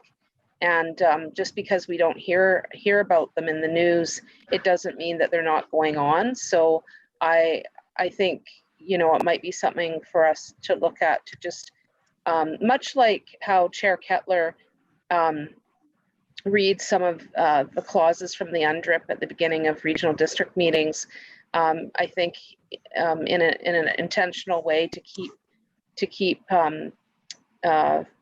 First Nations rights in the forefront, I think that there might be something that we can do in that regard to make sure that it's always kind of on our radar. And the last thing I'll say is that many of the incidents, the actual, you know, kind of perpetrator or someone who you know, committed a racist act or comment was certainly upsetting and disturbing for folks, but it was the bystanders that stood by and did nothing that was almost equally as disturbing to people. And I did bring up, and I know this might be a bit controversial, but many of us have been able to confront people on wearing masks, etc., during this time, and which I think is great to remind people of the importance of everyone's safety. And I think one of the speakers said it really well, that that's very meaningful to many people. And if we can kind of take the same approach and make this meaningful and be just as likely to confront people when they make a racist comment or something like that, then I think we could go a long way if folks just could refrain from being bystanders in those instances. And a bit of a shout out to the community members, the businesses that took this on, Cornerstone, Gladstone, some of the breweries, you know, in kind of providing this forum. And it was a really good event. Thanks. Awesome. Thanks so much for the updates on that event. I really do appreciate it. Councillor Theos, did you have anything to report? I'll pass today. Thanks for asking. All right. Thanks very much. All right, and probably one of the events of significance for myself last week, I did do a presentation as chair of the co-chair of the Economic Recovery Task Force to the regional district, and basically gave an update of where we're at and a couple of requests, and that has spurred on some conversations. And so, yeah, I think. Hopefully we'll, some actions have already taken place, and we'll continue to see that happening. So, all right, with that, resolutions of council, and Councillor Hillian, you said you wanted to speak to 8.1. Yes, thank you, Mayor. This was a notice of motion, and since giving notice of this a couple of weeks ago, I've had the opportunity to speak with the manager of Island Health's mental health and substance use programs in the Comox Valley, along with representatives of the Village of Cumberland. And there's a meeting being arranged to discuss this issue. And as such, I don't think there's any need for us at this point to move forward with this resolution, and therefore I will withdraw it. Thank you. Okay, thanks, Councillor Hillian. And there'd be no need for sending a letter of support or anything like that to the meeting that's already scheduled, or? The meeting will provide more clarity on whether there's any advocacy on our part that is required, Mr. Mayor, and I'll report back to council on that. Thanks. Fantastic. Thanks, Councillor Hillian. Next, we have Rise and Report. Well, I'll read it. Sure. I'll move that that we rise and report as follows: that council commence. Do you want me to read the whole thing, Mayor? Would that make sense? Yeah, if you'd like to, yeah. Yep. That we rise and report as follows: that council commence a formal executive search process to hire a chief administrative officer for the city of Courtenay, based on quotes received from 2 professional executive search consulting firms. That PFM Executive Search be awarded the contract to provide executive recruitment services for the city's CEO search. That the cost for these services be funded through the Human Resource Management consulting budget, and that subject to the approval of the terms of the consulting agreement, that council rise and report at this meeting. Seconded. Excellent. And so that decision was made back on June 11th. And so are there any questions or comments regarding the motion? And I don't see anything. I think it's relatively self-explanatory. Mr. Mayor, can I just clarify the process with Mr. Ichta? In rising and reporting, do we actually need to move it, or is it in fact simply that we're reporting on it? We have traditionally made a motion to receive rise and report as receive for information. So it is documented by mover and seconder. Great, thanks. And, maybe I don't have to read it next time.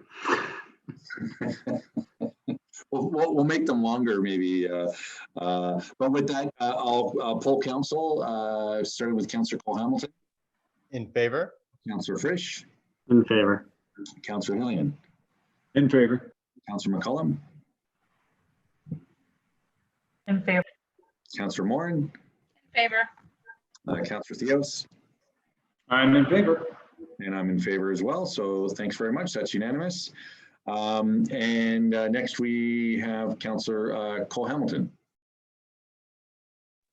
Yeah, thank you very much, Mayor. I put my name forward for the Board of Directors, Director at Large for the Union of BC Municipalities, and I was hoping to ask my colleagues here on Council to for a letter of endorsement in that campaign. Thank you. All right. If somebody would like to second that. I'll second that. Mr. Mayor, I wonder if I might suggest that somebody else move it rather than Councillor Cole-Hamilton move it himself. And I think there's a bit of a more significance to someone else actually making the motion. I'd like to move it. Councillor Hillian. Sorry. I'd like to move it. Okay. I'll second that. Councillor Theo seconded. Excellent. Thanks for the suggestion, Councillor Hillian. And I think I've already signed something, so I don't know if I'm already committed, but I'm fully in support and want to thank Councillor Cole-Hamilton for stepping up and not just to help with governance at the larger provincial level, but that will help him represent us better and get him information so that he's able to help us make better decisions. So I think it's a real win-win for Courtenay, and really appreciate him taking on the extra time and effort that it's going to take. Does anybody else have any comments that they'd like to or questions? With that, I'll poll council. Unfortunately, I do have to start with Councillor Cole-Hamilton because that's the way my list goes. I think I may have a conflict here, but I'm definitely in favor. Thanks, Councillor Frisch.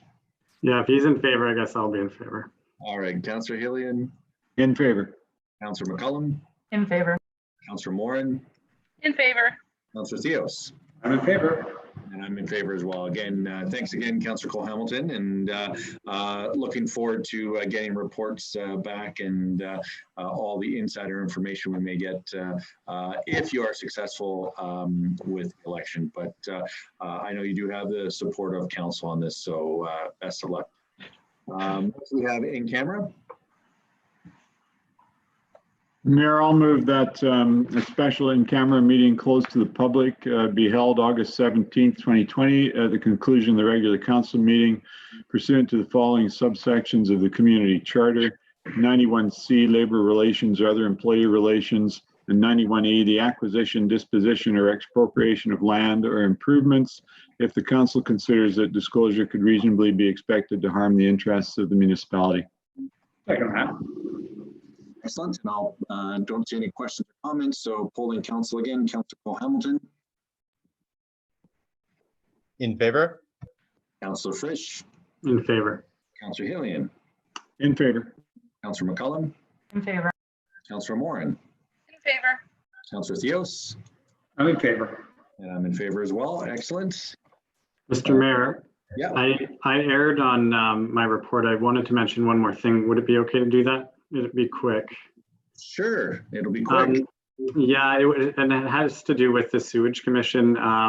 We had had a meeting a while back talking about the Skyrocket compost material and the pilot project compost material. And so I recently signed a letter just on behalf of the sewage commission asking the municipalities to make more use of the Skyrocket compost, which is completely safe as can be on ornamental gardens. It's also safe for growing food, but we're finding people really love the other pilot project compost, but we're holding that back for the municipalities to use.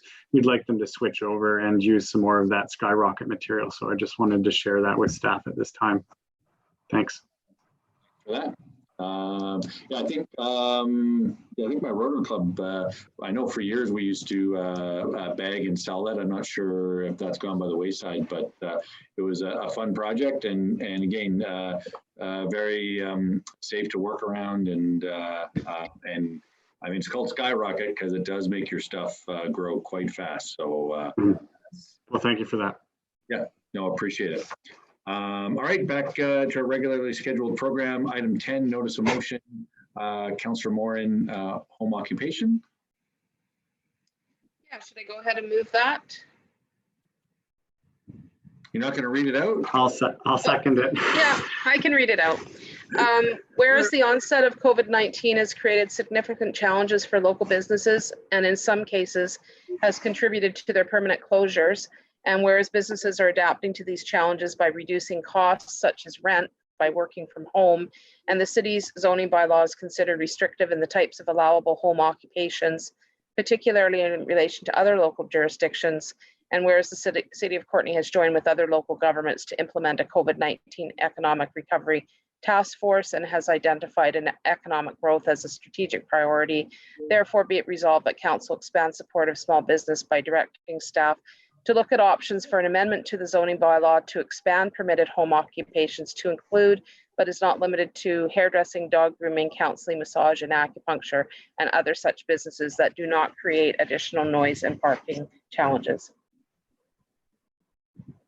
Second that. Excellent. Mr. Rich, you had a comment? Now, point of order, Mr. Mayor. Yeah. Mr. Mayor, Yeah. is this on our agenda as a notice of motion?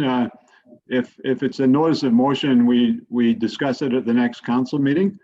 Otherwise, it would be in the resolutions of council section. That's correct. I don't know what the intent is, but Yeah, that's correct. Have her hand up for, yeah. Absolutely. I can maybe just speak quickly to Director Hillian's, sorry, Councillor Hillian's comment. In light of the delegation tonight that's related to this notice of motion, thought it was best to delay it to the next meeting, as we don't normally make decisions about delegations the night of, so. All right. So with that, we'll just keep it as a notice of motion, and we'll move on to Councillor McCollum.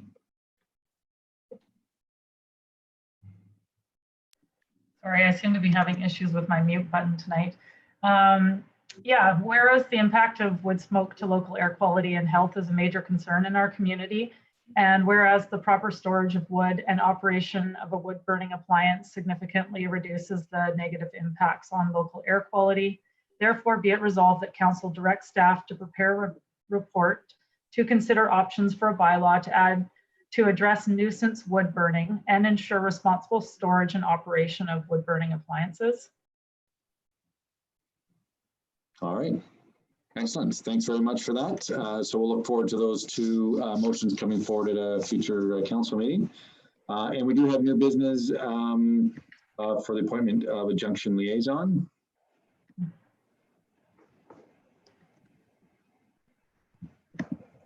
And Ms. Hirsch, did we deal with the whole notice of motion? Is that what your hand was up for?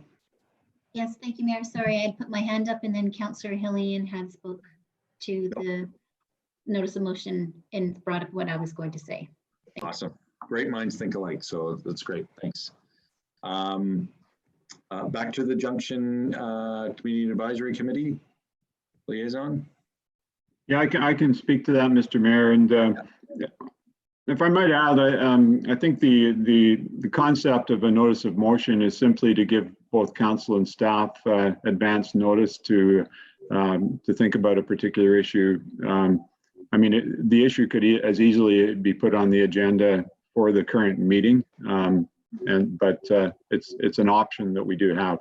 On this issue, Mr. Mayor, there was a discussion at a previous meeting about this particular issue, and we did pass a resolution mandating staff to write to the delegation from on behalf of residents of Kiwanis who appeared before us, I believe on the 8th of June, just advising them that council is still seeking more information on this issue.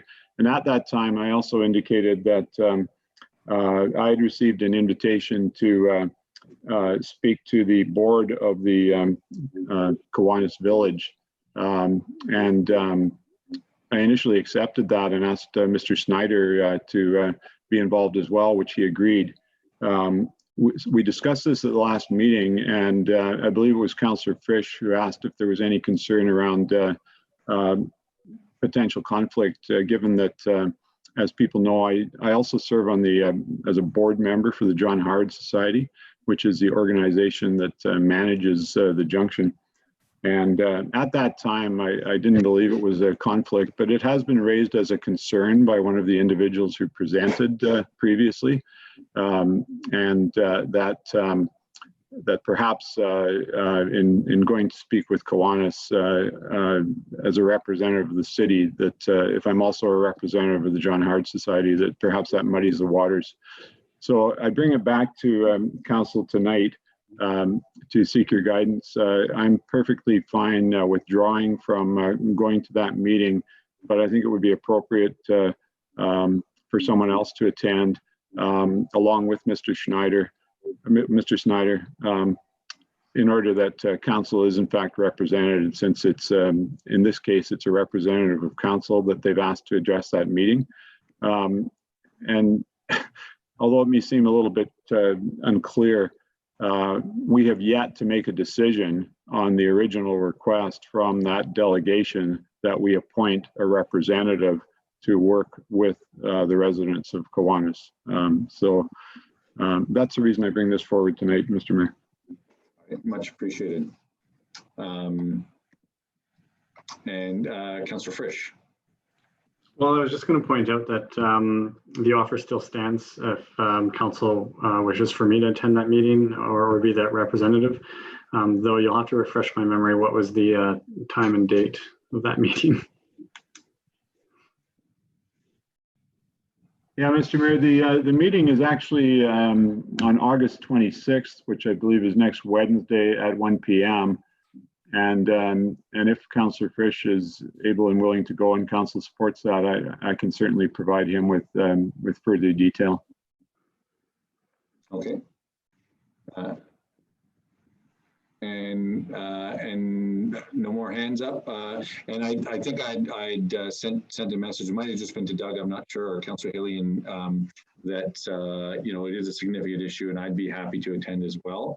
But I'm happy to defer to council as well if there's any other thoughts. So.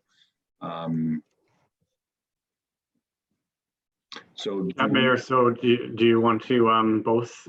I mean, I'm not sure if Councillor Hillian's still interested in attending, because I originally said I'd go with you, but how are you feeling about that, Councillor Hillian? I'm happy to do whatever is the will of council. I just don't want, my experience teaches me that when somebody suggests that you're in a conflict, you need to pay attention to that. Perception is reality. And so it may in fact be better if I don't go. And I'm perfectly comfortable with yourself attending. I think it's important that we follow up with the concerns that have been raised and make sure that people feel like they've been heard. Yeah, I think you make good points. I can move that we send Councillor Frisch in place and yeah, and follow up with us on how it went. Councillor Moore, you had your hand up? Or actually, is there somebody going to second? Well, I'll second that. I guess my question was, are we making a decision or a motion on just the meeting or the combination of the meeting and the official appointee to as a liaison to the, whatever it's called, the advisory committee? Well, the new business has plural meetings, so my assumption would be that would be for any meetings going forward. Councillor Hillian, did you have some thoughts on that? Well, Mr. Mayor, when we originally started looking into this, we agreed that we would hear from a representative from BC Housing and the operator, and I believe that's scheduled for later in September, according to what Ms. Rich told us last time around. And this request to meet with the board of the Kiwanis Village is a separate request. So I would recommend that we handle them separately. It may turn out that through Councillor Frisch attending with Mr. Snyder, I keep adding a CH into your name there, Mr. Snyder. It may turn out that through attendance at that meeting, it makes sense for Councillor Frisch to take this on an ongoing basis, but I think it would keep our options open if we gave ourselves the opportunity to explore that. And bearing in mind that we actually need to make a decision as a council about whether we do in fact want to appoint a council representative. We do have Mr. Snyder, who sits on the Junction Community Advisory Committee, which again is a separate question.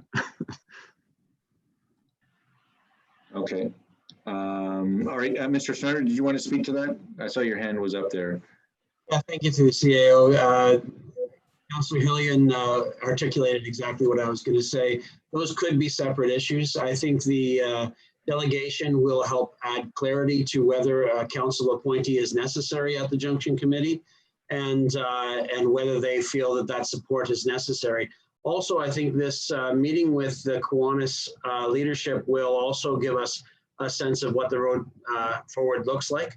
Part of the concept that Councillor Hillian and I were discussing in meeting with the Kiwanis leadership is that the delegation was a function of tenants. That through the Junction Committee, we have heard that it is not necessarily, there isn't yet necessarily a unanimous opinion of the tenants. And it is a common approach for the city to go to the landowner and consult with the landowner for a consensus of their tenancy. So that I think is a good approach and will hopefully serve us well as we get a sense of what Kiwanis's approach is. And then we hear from the BC Housing and the operator on what a path forward looks like for staff representative and council representative. So if this passes, then you'll just work with Councillor Frisch and prepare for the meeting next week and go from there. Exactly. Thank you. Perfect. All right. Councillor Morin, and I just wanted to mention, for some reason I was getting a feedback loop off of your mic for some strange reason, so I did mute you and Councillor Theos. But just as a reminder, if you're not speaking, to make sure to mute your mic, just so that you know, these computer things do all sorts of weird and wonderful things. So you will have to unfortunately unmute yourself, Councillor Morin. But thanks. Great. Yeah, I guess. Well, I have a question about a clarification question, but I guess I'm wondering if we go down the road of having a liaison person, in the interest of continuity, it seems kind of maybe counterproductive to have someone go to this meeting and then possibly someone else go as a liaison later, whereas I could see having the same person potentially could get the background and get up to speed and kind of carry on.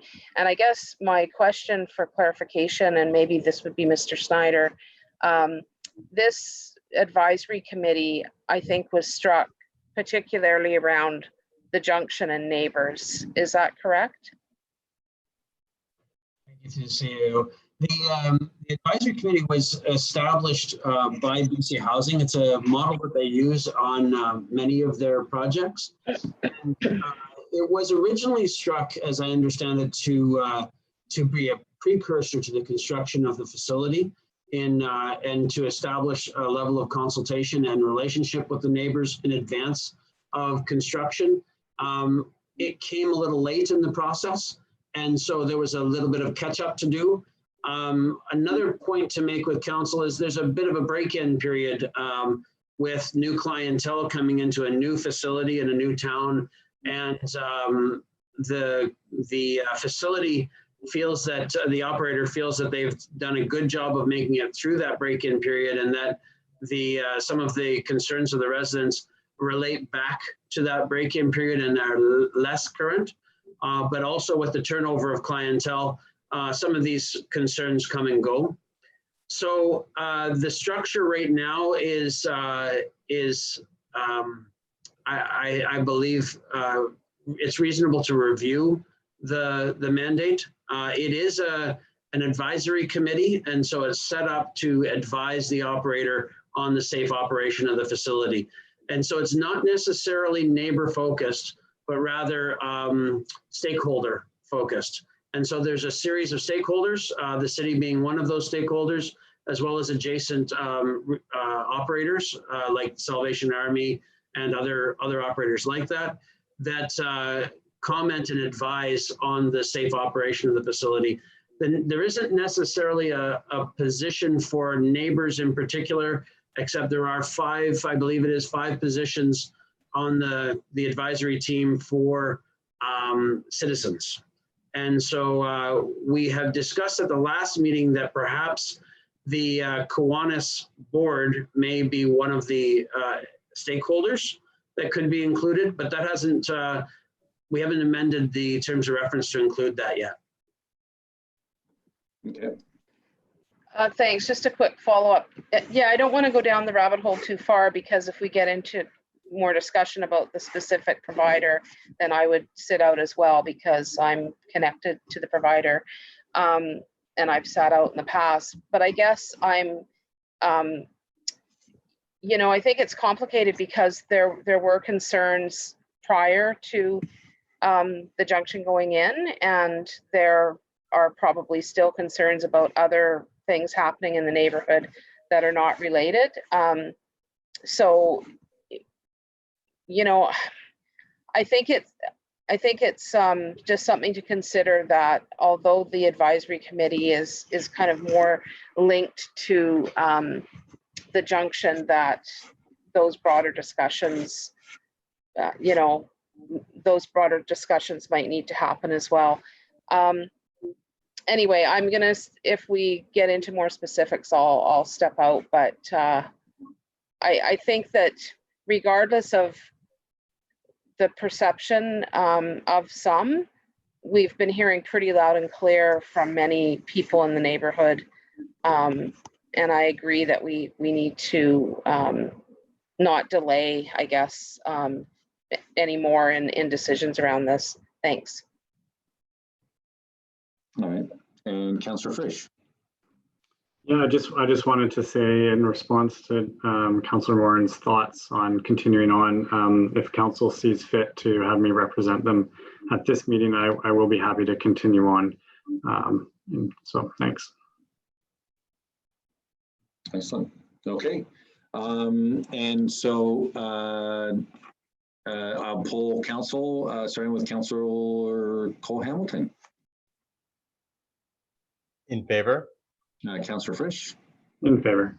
Councillor Hillian. In favor. Councillor McCullum. Favor. Councillor Moran. In favor. Councillor Theos. In favor. And I'm in favor as well. Excellent. Well, thanks for taking that on. We only have one thing left. Move adjournment. Excellent. Second. All right, I will assume everybody is unanimously in support unless they wave their hands furiously. And I know we should probably have a little bit of a comfort break. And so maybe let's meet back in about 10 minutes, if that's okay, 6:25. Is the in camera in?